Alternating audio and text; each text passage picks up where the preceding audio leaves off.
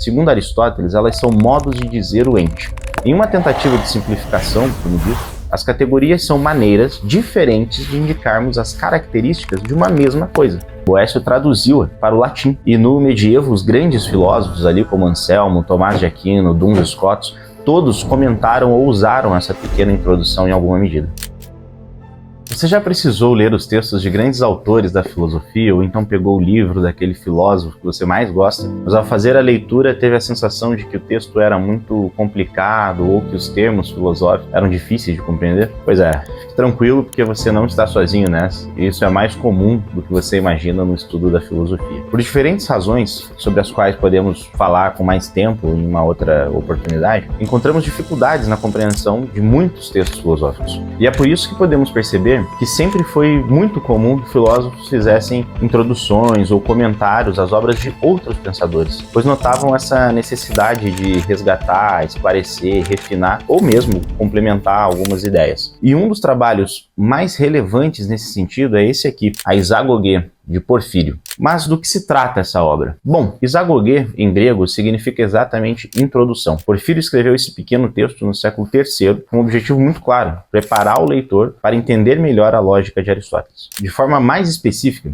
ele faz uma introdução à obra Categorias, que é a primeira do Órgano, um conjunto de textos lógicos de Aristóteles, que naquele tempo, aliás, era uma antessala da própria filosofia como um todo, né? Por isso, antes de falar da Isagoge propriamente, vale a pena comentarmos, ainda que brevemente, sobre as categorias. E pessoal, em primeiro lugar, quero deixar claro aqui que toda simplificação em matéria de filosofia acarreta, no meu ver, ao menos em algum nível, a perda do conteúdo filosófico. Mesmo assim, acredito que, por vezes, isso seja necessário para que tenhamos um ponto de partida que permita o aprofundamento dos nossos estudos posteriormente. Portanto, sempre sugiro que vocês aprofundem aquilo que está explicado de maneira mais elucidativa aqui. E isso pode ser feito até mesmo pelo nosso ABC de Filosofia, que acompanha as obras que chegam na casa aí de vocês. Combinado? Então vamos lá. Voltando às categorias, segundo Aristóteles, elas são modos de dizer o ente.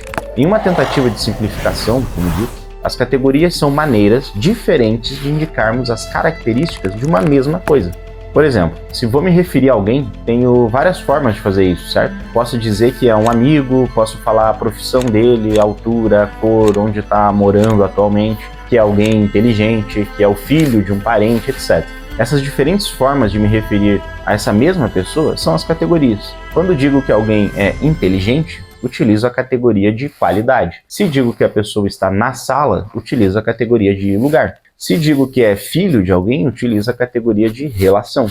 E assim sucessivamente. Aristóteles listou 10 categorias no total. Porém, ele não parava a todo momento, claro, de sua obra para explicar todos esses conceitos detalhadamente. Ele ia direto ao ponto em alguns momentos, pois pressupunha que o leitor identificaria certos padrões. Por isso, muitos conceitos ou sistemas estão, de alguma maneira, implícitos na obra de Aristóteles. E foi aí que entrou Porfírio. Ele não queria refazer ou completar os escritos de Aristóteles necessariamente, mas pretendia ajudar o leitor a entender melhor as bases de sua lógica. E para isso, escreveu a Isagoge, uma obra que atravessaria aí os séculos. Mais tarde, reconhecendo a relevância dessa obra, Boécio traduziu-a para o latim. E no medievo, os grandes filósofos ali como Anselmo, Tomás de Aquino, Duns Scotus, todos comentaram ou usaram essa pequena introdução em alguma medida. Durante toda a Idade Média, ninguém ousaria estudar seriamente a lógica sem ter algum contato com a obra de Porfírio. Certo, então já compreendemos que essa obra é uma introdução às categorias de Aristóteles, sobre as quais também já conversamos um pouco, mas o que Porfírio apresenta de relevante nessa sua introdução? Os chamados 5 predicáveis. Os predicáveis também são modos de dizer algo de um ente,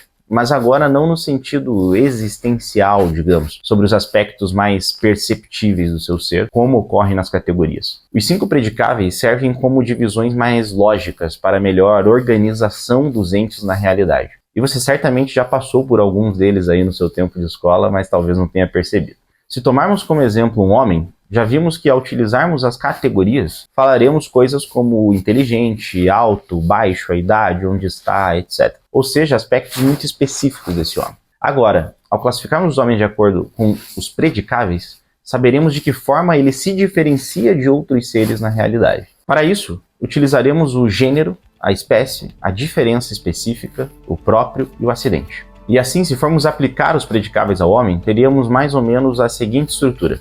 Gênero é o grupo mais amplo, que seria animal. Espécie é um grupo mais restrito desse gênero, como homem. E até aqui, como eu disse, é provável que você tenha visto isso desde a infância. Mas continuando, teremos a diferença específica, aquilo que distingue essa espécie de outras, no caso do homem, ser racional. O próprio, uma propriedade que pertence àquela espécie específica, e no caso do homem é ser capaz de rir.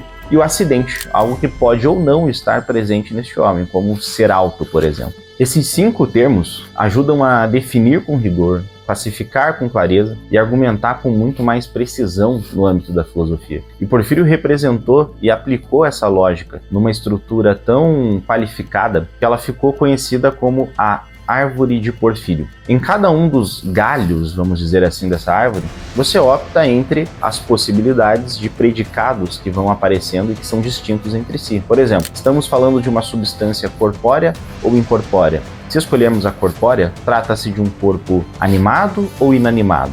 Se for animado, ele é sensível ou insensível. E se for sensível, ele é racional ou irracional. E assim até chegar à espécie última. Então, no caso do homem, né, por exemplo, passaríamos por essa árvore escolhendo as opções que resultariam ali em uma substância corpórea, animada, sensível, racional e mortal. E com esse sistema, então, pessoal, podemos ir do mais geral ao mais específico na classificação de todos os entes, pois é claro que essa árvore de Porfírio não se aplica somente ao homem, né? Mas a tudo aquilo que existe. Isso ajudou gerações inteiras de filósofos a pensarem logicamente toda a realidade, evitando argumentos, né, e análises que não se adequassem a uma estrutura básica de análise. Inclusive, esse tipo de árvore lógica, que foi usado por séculos, ainda hoje aparece nas famosas classificações da biologia, é claro, e até mesmo na computação, por exemplo.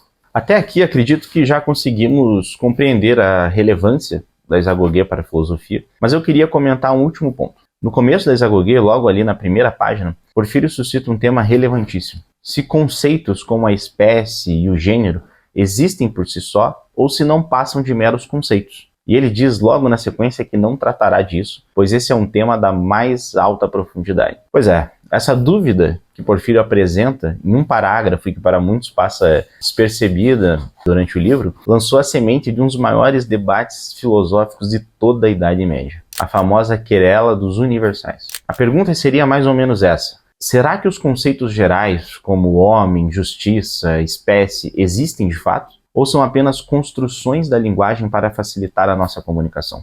Ou seja, quando digo que Sócrates é um homem, existe na realidade alguma essência que o faça ser homem? Ou essa seria só uma palavra usada para descrever um conjunto de pessoas com determinadas características semelhantes? Como disse, essa questão foi debatida por séculos e ainda hoje é relevante, e nós vamos tratá-la com mais profundidade em um vídeo futuro. Mas eu adiantei esse ponto para mostrar ainda mais a atualidade da filosofia que encontramos na Isagoguê. Ela ensina a pensar, ela mostra como classificar, distinguir, definir, e ela é ao mesmo tempo a porta de entrada para a lógica de Aristóteles e um manual de lógica próprio.